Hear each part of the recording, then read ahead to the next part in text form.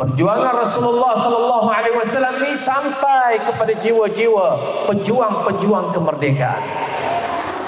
Sebab itu kalau kita melihat balik bagaimana pejuang-pejuang yang ada pada hari ini yang telah menyebabkan negara kita ini merdeka selama 68 tahun. Apa datangnya? Dari mana semangatnya? Dari mana nuansanya itu datang? Kekuatan itu datang sudah tentulah daripada perjuangan yang telah ditinggalkan oleh Rasulullah sallallahu alaihi wasallam. Tengok saja Tok Janggut. Orangnya tu kalau tengoknya keding je. Sebab tu tuan-tuan, orang keding-keding ni jangan main-main. Nampak je keding, tapi kalau dibuka bunga dia tak tertangkap kita. Bunganya tu, itu orang keding. Tok Janggut ni dikenali orang yang keding. Orang kampung, orang tengok tu, orang kata selenga je rumpanya. Macam mana Datuk Mak selenga Cuba.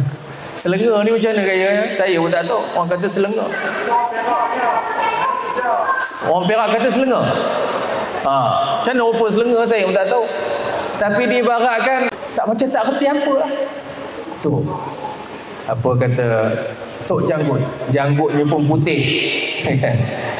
Orang tengok macam orang biasa je. Tapi bila British ingin melakukan satu perkara yang tidak baik kepada negara dan cap nak merampas hak-hak penjajah pada waktu itu, nak rampas hak-hak kita, nak ambil cukai-cukai, ambil suka hati je, cukai kuda je, menyebabkan orang kampung yang bercucuk tanam, pisang, padi, semua benda nak kena ambil.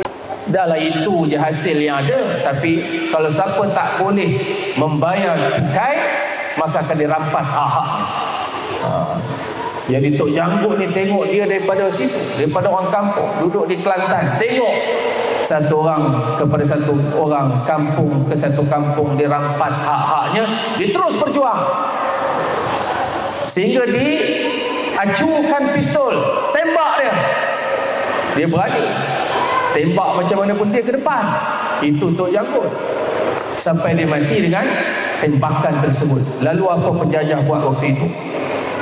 Penjajah buat pada waktu itu, ambil dia dan gantung dia di kampungnya, di sebuah kampung di negeri Kelantan. Gantung dia. Kalau siapa, kata penjajah, siapa yang lawan kami, kamu akan jadi macam Tok Janggut. Itu yang mereka hina kepada Tok Janggut. Tapi hari ini kita mengenang Tok Janggut seorang perwira, dengan sebab dialah, walaupun ianya masih awal 1915, masih awal lagi, tapi dia terus berjuang bersama dengan orang kampung pada hari ini. Sehinggalah kita tengok bagaimana jiwa-jiwa pejuang-pejuang kemerdekaan kita ni, walaupun duduknya di sepanjang Sungai Perak ini,